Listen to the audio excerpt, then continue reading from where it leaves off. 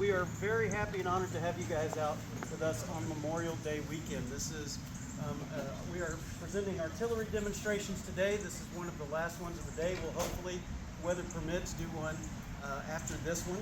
Now, a couple of safety things before we get started. First, I'd like to remind everyone to stay exactly where they are on the patio. We take our range very seriously, even though we're not shooting projectiles.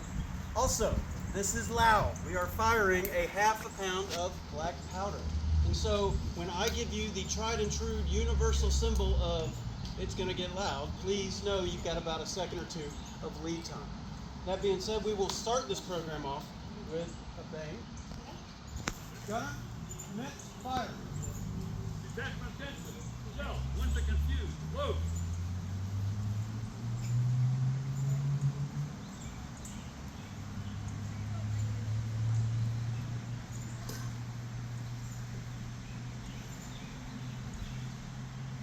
Gun, shell, 1 second.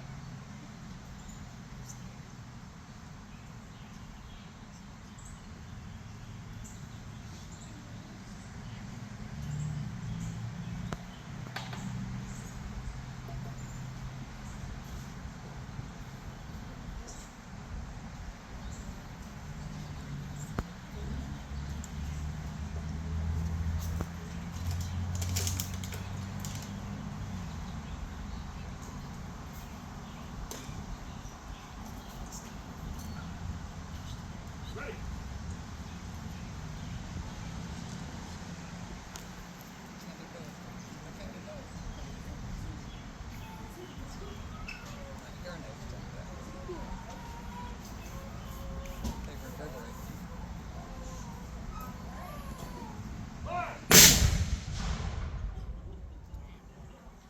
And again, that was a half a pound, which is half of what the original charge would have been. So again, welcome to Kennesaw Mountain National Battlefield Park. For those just joining us, my name is Ranger Jake Bowling. I'm one of the interpretive park rangers here today. And for Memorial Day weekend, we have very special programming in the form of artillery demonstrations. And so the way that we like to structure these programs is we call it shoot. The inside lingo is shoot, talk, shoot.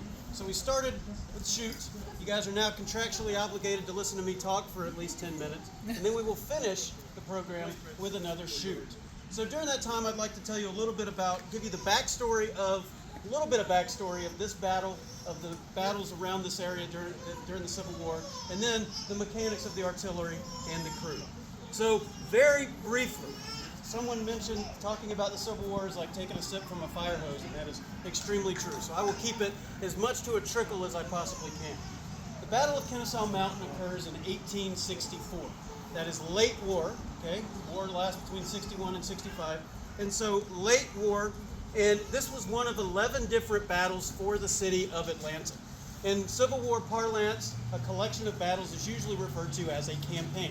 And so as Atlanta was kind of the central goal, it is referred to as the Atlanta Campaign. The Atlanta Campaign lasted between between May and September of 1864.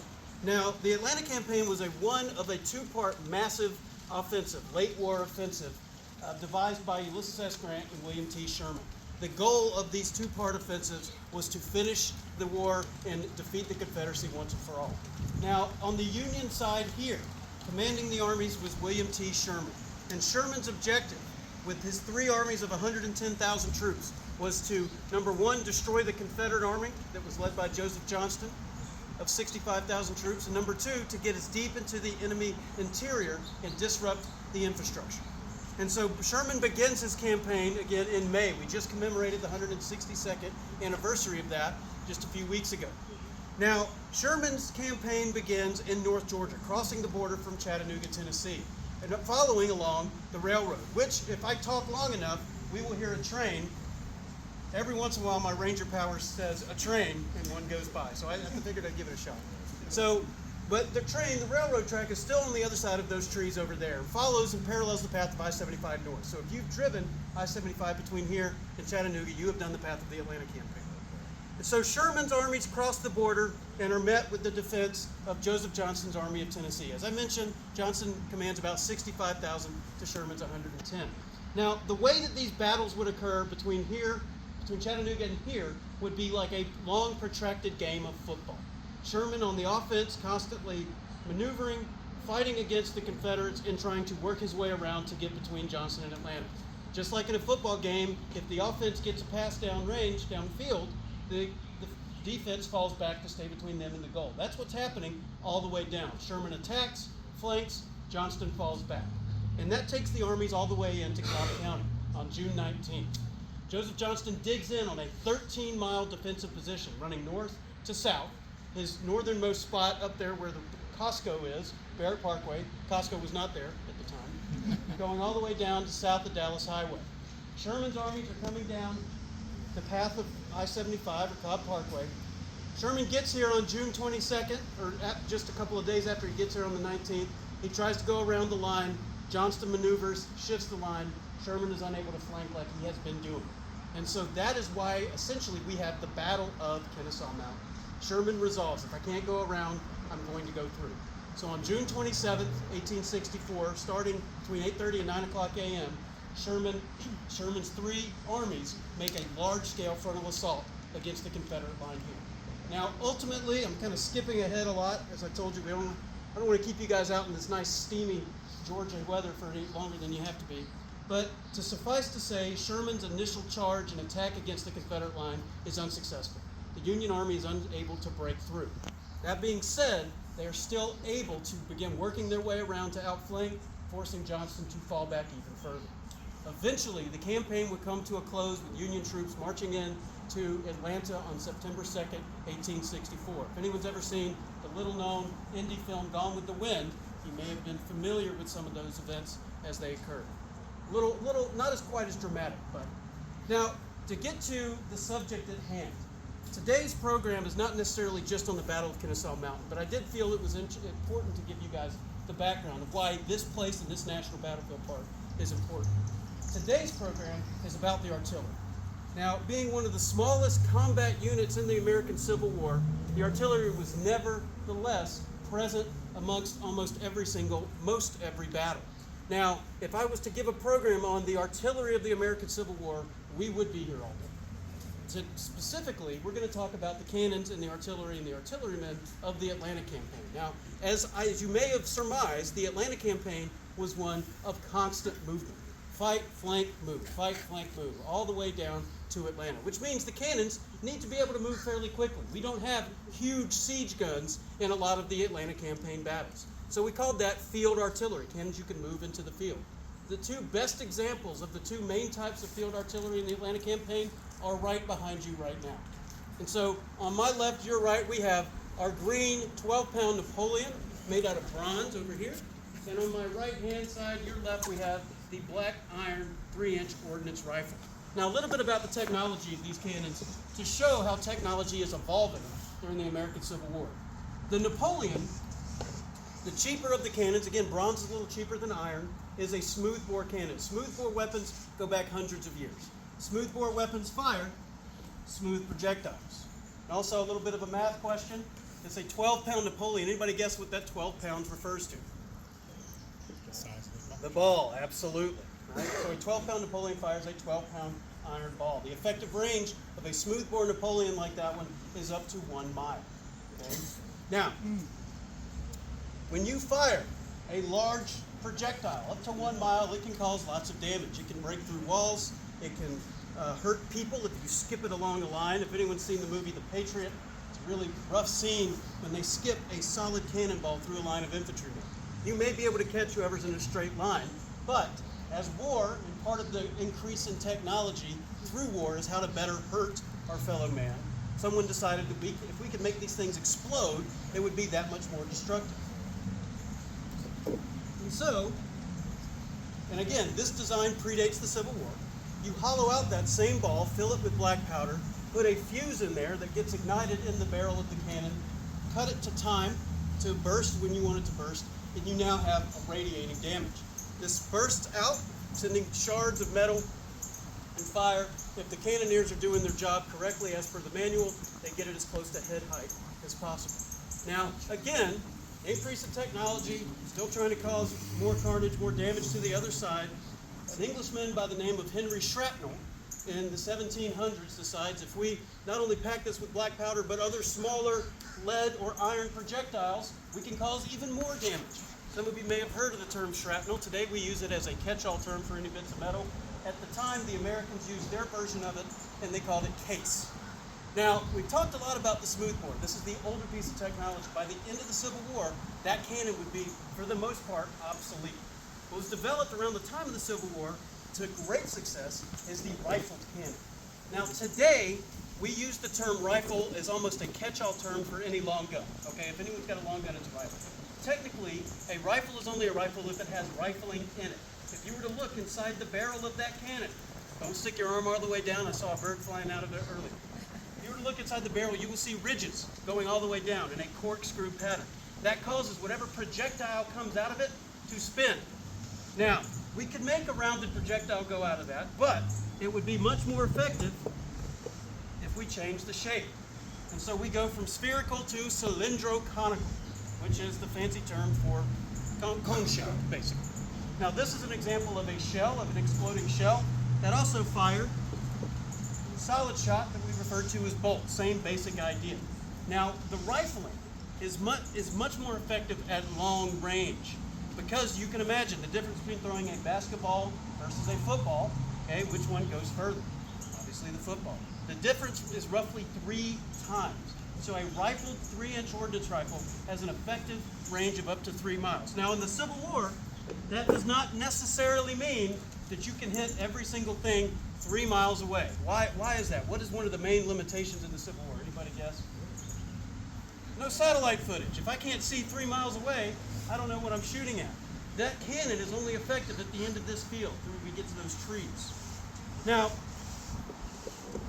the crew of an artillery piece, the cannoneers of the American Civil War are among the best trained.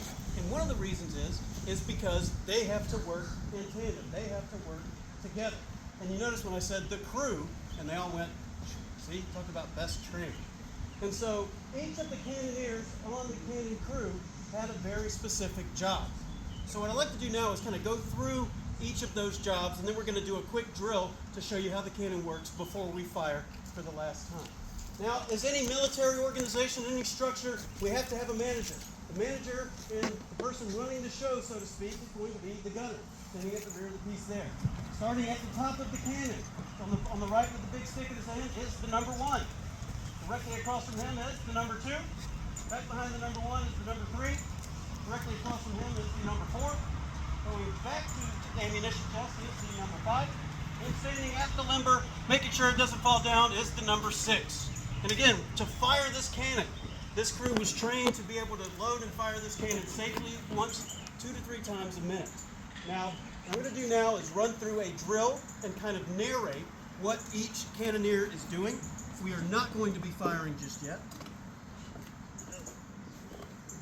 We'll grab a prop. This will make sense in just a second. Gunner, for demonstration purposes only, please drill your tapping. For demonstration purposes only. Shell, 2-second fuse. Load. Now, the gunner has called for a shell, 2-second fuse. We already know what a shell is. As I mentioned, one of the more common ways to fuse these rounds was a thick paper fuse.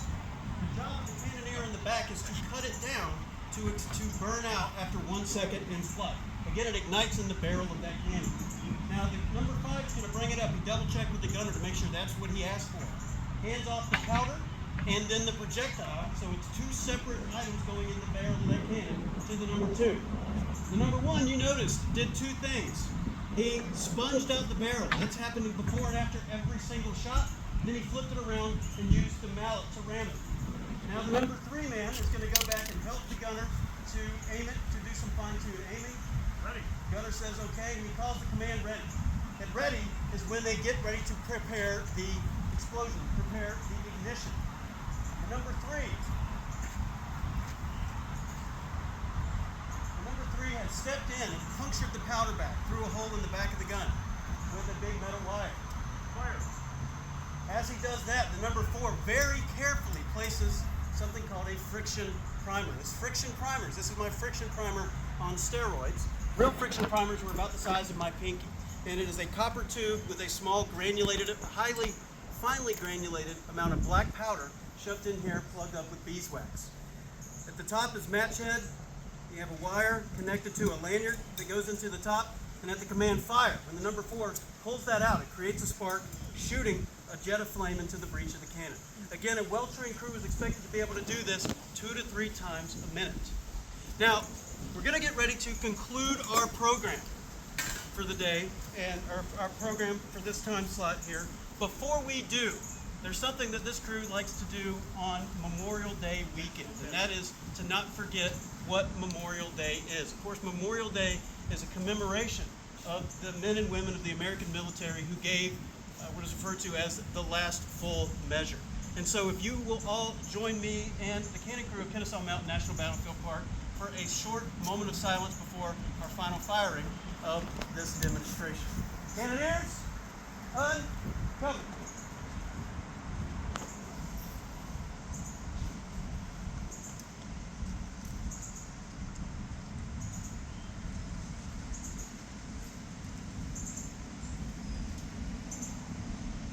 Cannoneers, cover. Now, ladies and gentlemen, for those of us just joining us, this is going to be a firing demonstration. I ask that, number 1, everybody stay exactly where you are. We take our range safety very seriously, even though we're not shooting stuff out. Number 2, this is going to be very loud. So at the time the gunner yells the command ready, or you see me do this, is when it gives you a few seconds of lead time. I do ask anyone that has hearing devices, you can turn those down. Any puppy dogs, I don't see any puppy dogs, or anybody with sound sensitivity, please take care. Gunner, mix, fire. Attention. Canister, load.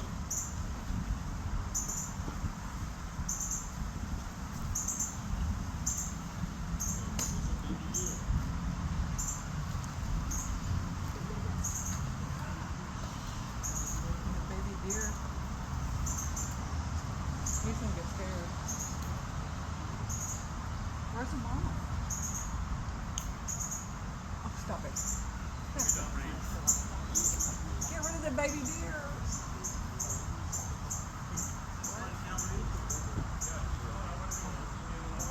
Oh, just lay down.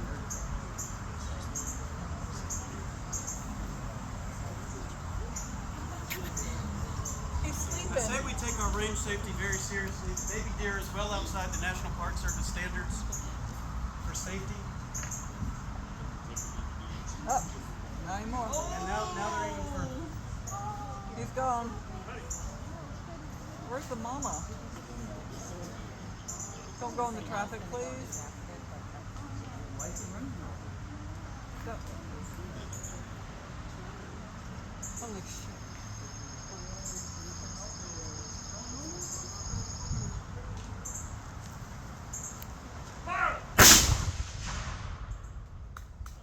Give our volunteers a round of applause.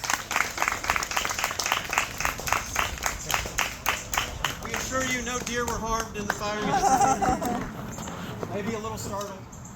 But folks, before we turn you loose today, I do again want to reiterate why we're here. So the National Park Service and the way the National Park Service interprets and teaches about these places, the 430 plus places this country is deemed important enough to protect by the National Park Service. One of the ways we do that is by living history events. And at battlefields, we could do firing events, which are thrilling ways to get really close as we dare to go, to what it would have been like to be here. But it's important not to forget why we do these things. And it's not just because it's cool to fire a cannon, which it absolutely is, right? But it's also to speak for those who can't speak for themselves anymore. Kennesaw Mountain is lucky to be 3,000 acres of green space preserved in a major metro Atlanta area. We are the most heavily visited national battlefield park in the entire country, believe it or not, right? And so I always have a very special thanks to you guys who take the time to come out and instead of just walking the trail, to come out and learn a little bit more. So when you do go out and hang out at a park like this, just not forget the reason why this place exists, especially on Memorial Day weekend. When we get our ammunition chest closed, we will do one more demonstration today at 3 o'clock. Once the ammunition chest is closed, you're welcome to come down, check out the cannon, take pictures with our folks, and of course we're available for any questions you may have. So thank you guys again for taking the time to come out and listen to our program.